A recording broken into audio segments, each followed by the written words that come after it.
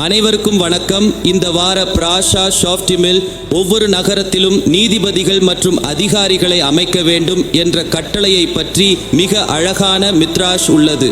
Torah வெறுமனே நீதிபதிகள் இருக்க வேண்டும் என்று சொல்லியிருக்கலாம்.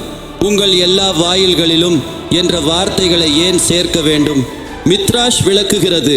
வாயில்கள் என்பது மக்கள் நகரத்திற்குள் நுழைந்து வெளியேறும் இடம், அன்றாட வாழ்க்கையும் முடிவுகளும் நடைபெறும் இடம்.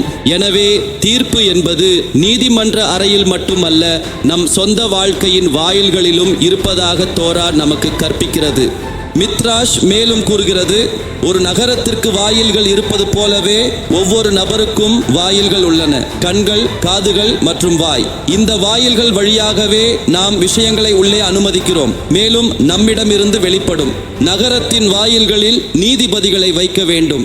அதாவது நாம் எதை பார்க்க தேர்வு செய்கிறோம், எதை கேட்க தேர்வு செய்கிறோம், எதை பேச தேர்வு செய்கிறோம் என்பதில் கவனமாக இருக்க வேண்டும்.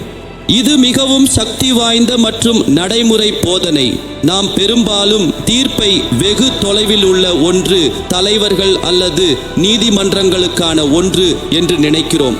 ஆனால் மித்ராஷ் நமக்கு நினைவூட்டுகிறது, நாம் ஒவ்வொருவரும் நம்மை நாமே நீதிபதிகள். நம்மை நாமே ஒவ்வொரு நாளும் நாம் உள்ளே என்ன தாக்கங்களை அனுமதிக்கிறோம் என்பதை தீர்மானிக்கிறோம். ஒவ்வொரு நாளும் எவ்வாறு வார்த்தைகள் வெளியே வர வேண்டும் என்பதை தீர்மானிக்கிறோம். நமது தனிப்பட்ட வாயில்களை ஞானத்துடனும் அக்கறையுடனும் பாதுகாத்தால் நமது முழு உள்நகரம் அமைதியாகவும் வலுவாகவும் இருக்கும். ஒழுக்கம் தெளிவாக உள்ளது. உண்மையான நீதி வீட்டிலிருந்து நமக்குள் தொடங்குகிறது.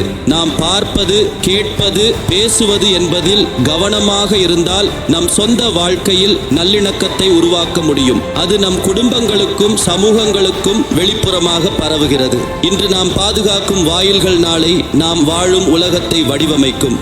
ஷப்பாத் ஷாலோம்.